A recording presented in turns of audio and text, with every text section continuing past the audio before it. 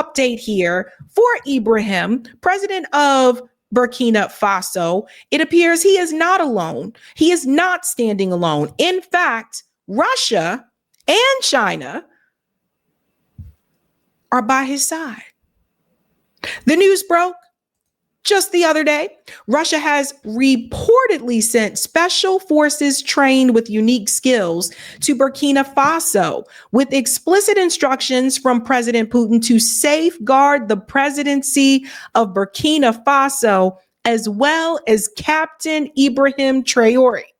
This development comes at a time when Western powers, led by France, have converged in the Ivory Coast to strategize on an invasion of Burkina Faso, alleging that Captain Ibrahim has exploited Burkina Faso's gold for personal interest. Your thoughts on this?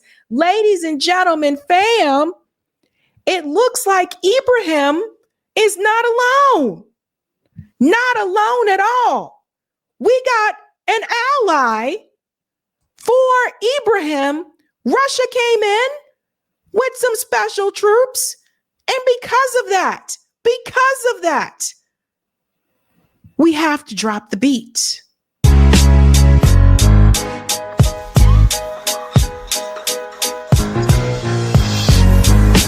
Dance with me. Hey, dance with me. Do the jump. Shake the rump. Woo! It's not over, ladies and gentlemen. It's not over. He's not alone. Not alone. In fact, we're going to get right into it. This is getting interesting, folks. This is getting interesting. It's not just Russia. It's also China. They are really trying to do the damn thing. Let's bring up more info here. Captain Ibrahim Traore took over. He strengthened ties with the Russia and China government. Russia has been instrumental in supplying equipment. Military equipment, guns, war equipment to Burkina Faso military. And that's not all. They also supplied military troops to Burkina Faso to help fight against these terrorists.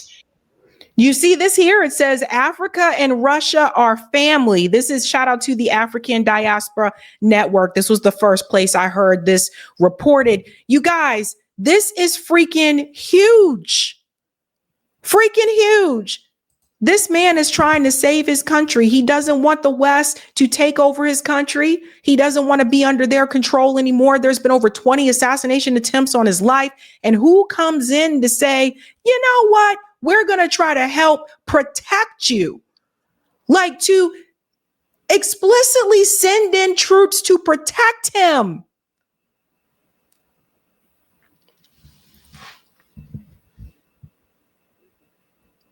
Because they don't want what happened to Gaddafi to happen to Ibrahim. Russia knows what the West is trying to do.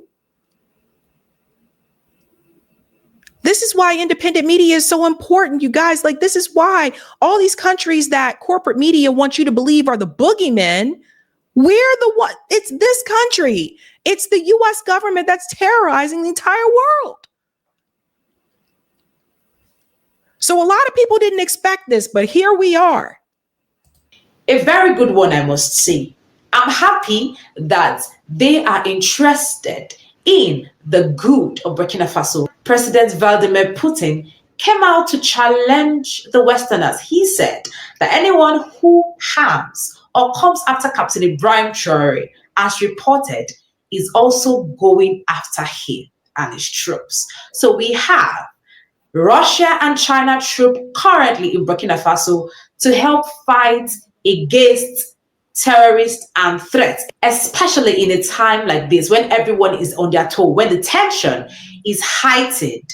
I love it. And it was reported that these guys, that's the terrorists, said that they have till June to eliminate Captain Ibrahim Traore. And that is why we have the Russia and China troops down in Burkina Faso to strengthen the military of Burkina Faso and keep everything in check, especially make sure that Captain Ibrahim Traore is safe. What do you have to say about the story? Yes. Like, this is phenomenal, you guys. Like, we were just talking about this, right? We were just talking about Ibrahim and Macron and what they were trying to do. And I said this, I'm like, again, for people who say like people should try to fight in their own country, here is someone who is doing that. Ibrahim is fighting in his own country. He's not saying, let's just leave here and let's go somewhere else. No, he wants his people to stay and he wants to stay there. They've tried to kill this man numerous times. And now Russia coming in to help and say, we got your back. That's what being an ally looks like. That's really what that looks like. And I don't know what the U.S. government is going to do with this one, because, you know, the U.S., it's not just Macron. The U.S. government also wants Macron to be there. They want France to take those resources. They want Ibrahim out. They don't want him there, just like they didn't want Gaddafi in Libya. People weren't trying to kill Ibrahim just because. They don't want him there. The United States is really putting itself in an isolationist situation. If you had the chance to watch the interviews that premiered while I was on vacation, this was the thing that continued to come up over and over in all those interviews, that the U.S. is going to be on an island by itself. Other countries are trying to work together. They're trying to build a multipolar world, and the U.S. wants to be a dominant power, continue to dominate these countries, and people aren't dealing with it anymore. They're done. You can see this here. Russia stepping in. Burkina Faso's move toward Russia was largely influenced by the French retreat from the area, especially in Mali, and the growing discontent with Western meddling in African issues. However, Russia has been more than happy to intervene and provide assistance. Russia has positioned itself as a partner to African regimes seeking independence from Western influence. This is who they want us to be afraid of. Ladies and gentlemen, please teach your kids and your friends and your family. They want Americans. They want us to fear Ibrahim like they wanted us to fear Gaddafi. And all Gaddafi wanted was to have his country and other countries in Africa not rely on the West anymore, and maybe possibly have their own shit. That's what Gaddafi wanted. The West had a problem with that. You can't succeed on your own. Now you've crossed the line. It's so interesting for me that a country that praises capitalism so much, and the government that speaks out against socialism so much, seems to have a problem with competition and free market when other countries want to succeed on their own and they don't want to be up under their thumb. All of a sudden, all that competition just goes out the window. Woo! Free market. They want you to fear Ibrahim. They want you to fear. Do you see this? And I'm not here to say Russia's perfect. They're not. I'm not one of those people that thinks Russia's perfect. I don't think China's perfect. I don't think there's any such thing as a perfect country. And there is criticism to go around for all. That being said, they want you to fear Black people. They want you to fear Russia. But Russia is the one that's trying to protect this man who wants to save his country. Excuse me? They want you to fear this guy. Let's continue. In contrast to Western countries that frequently place restrictions on military aid, Russia's engagement in Burkina Faso aims to establish a long-term strategic alliance in addition to safeguarding Traoré. Russia is establishing itself as a major force in the future of the Sahel by securing its presence there, especially as African countries seek for security options free from political constraints and diversify their relationships. The Russian Special Forces participation also speaks to the shifting Sahelian dynamics. Russia's strength is increasing while Western nations continue to retreat from the area. Everybody here see this? Yes. We all see what's happening. This is what the US government fears. This is why they want to go after Russia. This is exactly why. Rashira says black man on business defending his land and people. But the US, and by the way, this is both parties, both political parties, they want you to fear Russia. Okay. Now, for the sake of the Democratic Party, as much as the Democratic Party talks about togetherism and diversity, rah, rah, inclusion, woohoo, the Democratic Party is also guilty of backing colonialism and the killing and removal of diverse people. Gaddafi under Obama. Like, don't get it twisted. The whole diversity and all that kind of the virtue signaling that the Democratic Party does, which I've talked about before, that virtue signaling, they do that to make you think they care about you as a people. How can they care? Let me ask you this question.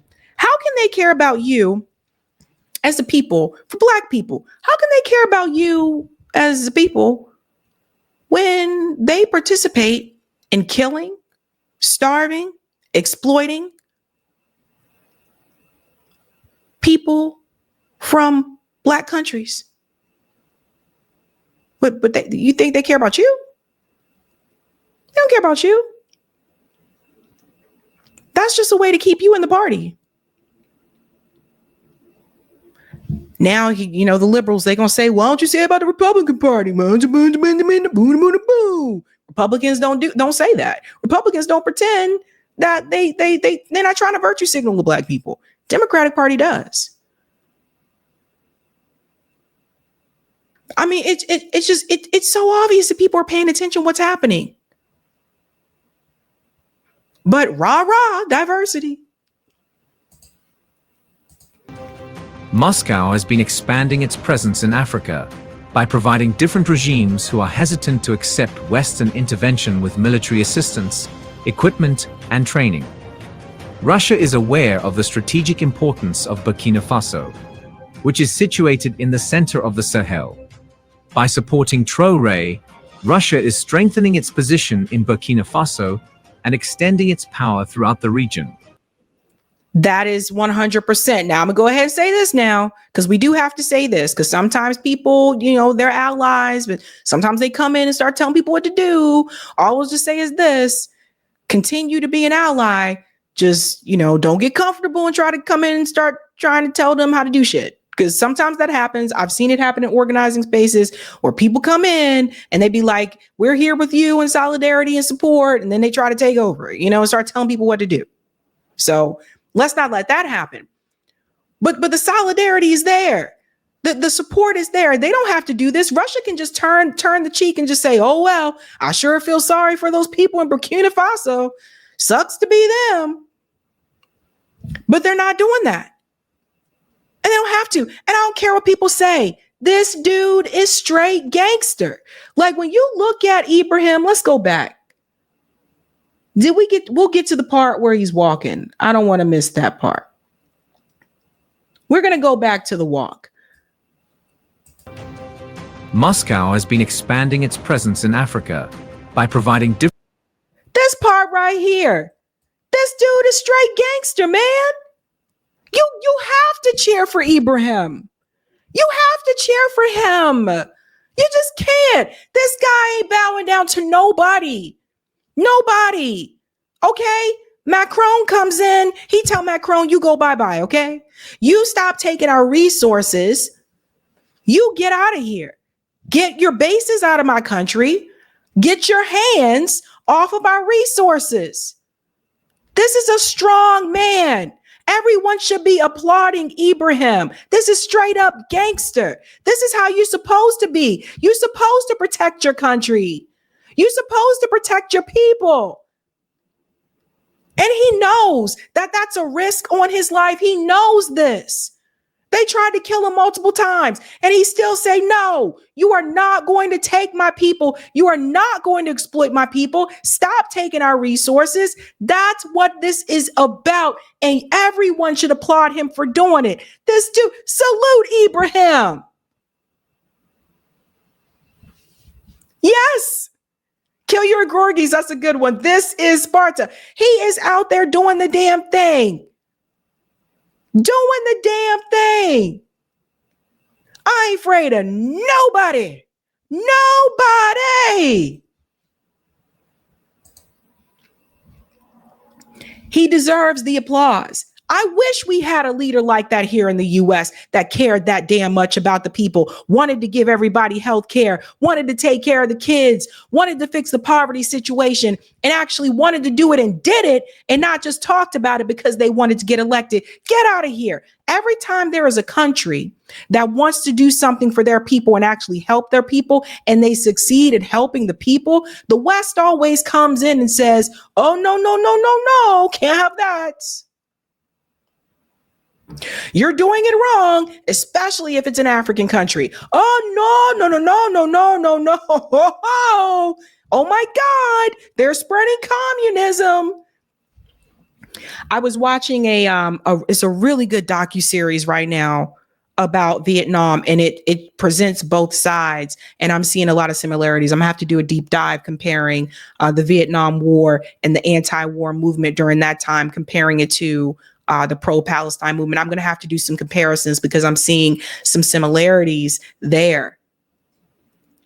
And I just think, again, like, I want us to push back on the lies that we've been told. These countries would be fine if the West would stay out of them, completely out of them.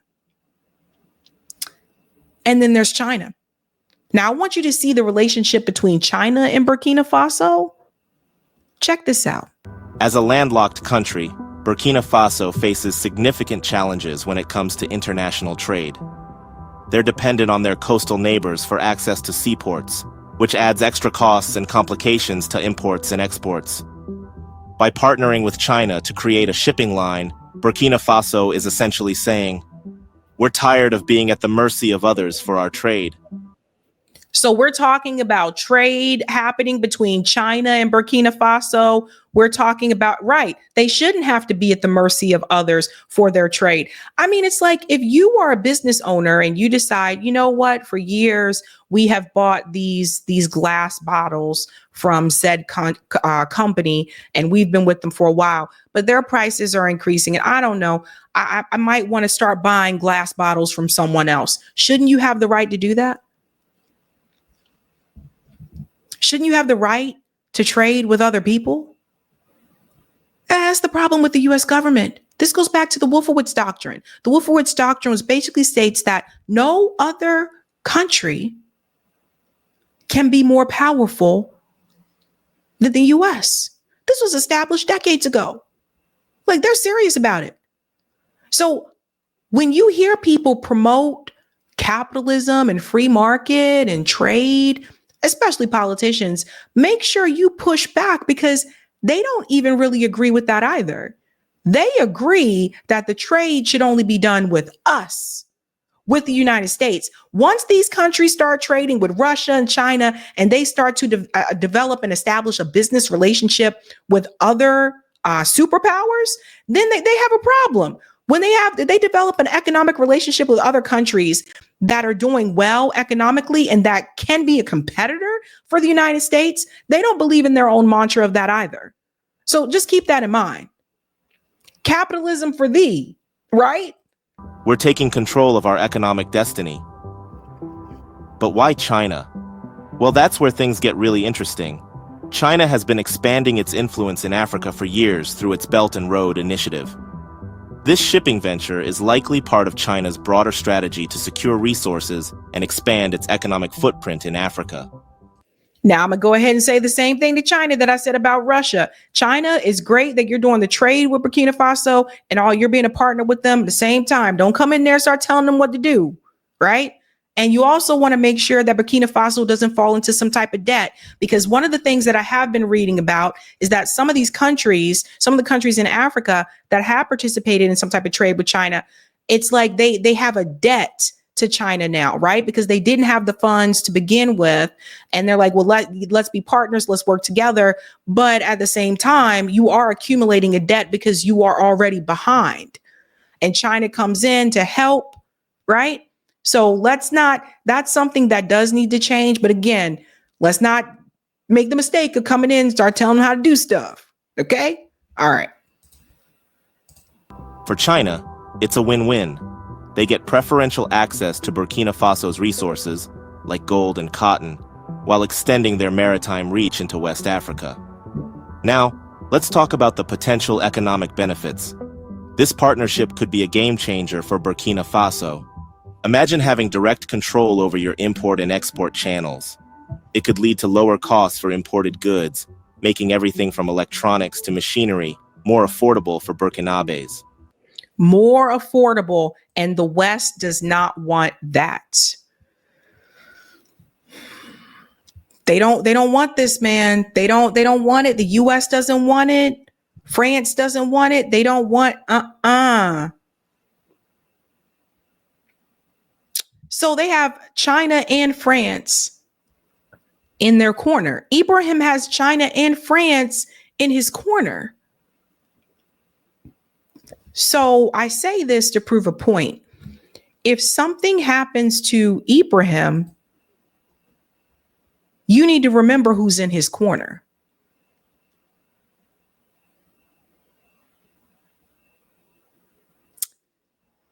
These are the kind of things that, people don't really want to get into, but we got to go there.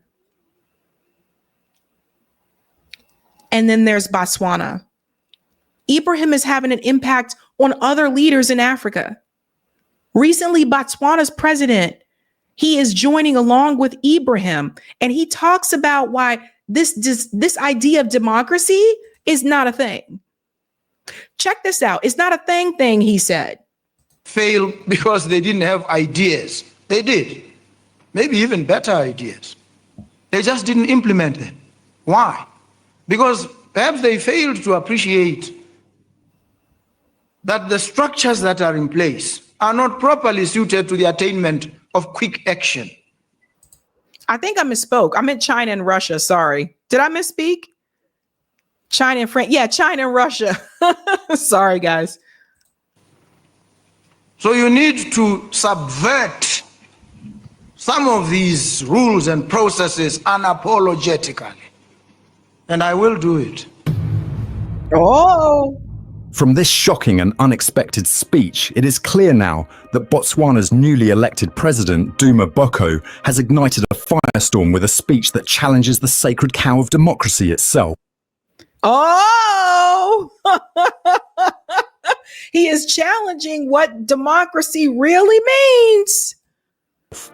Speaking with unapologetic candor, Boko has joined Burkina Faso's revolutionary leader, Captain Ibrahim Traoré, in declaring that democracy, far from being Africa's salvation, is a shackle delaying progress. Yes, it is. And I was so happy to hear this. We have to drop the beat, guys. He has joined Burkina Faso's revolutionary. We got to drop the beat. Here we go one more time. I'm sorry, but we got to do it. This is a big deal.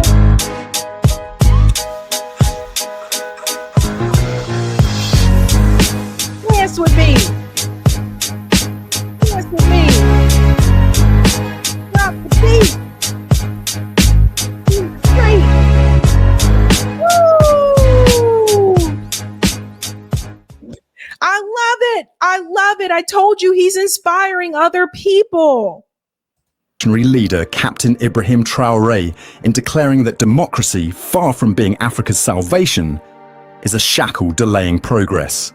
His words, delivered with the conviction of a man who has seen the system's underbelly, have stunned observers, sparked fierce debate, and raised a critical question. Is Africa's obsession with Western-style democracy a trap set by neo-colonial powers to keep the continent subdued? Yes.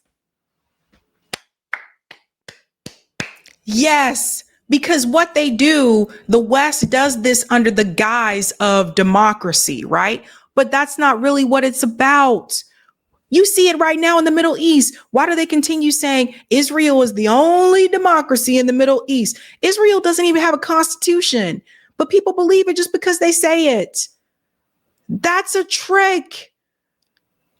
The US government, their idea of democracy on a global scale means these countries cowering to the United States. It means these countries allowing the US and other Western countries to have their troops, their military, their bases along their border in their country, stealing their resources, exploiting their people. That's what democracy really means to the US government abroad.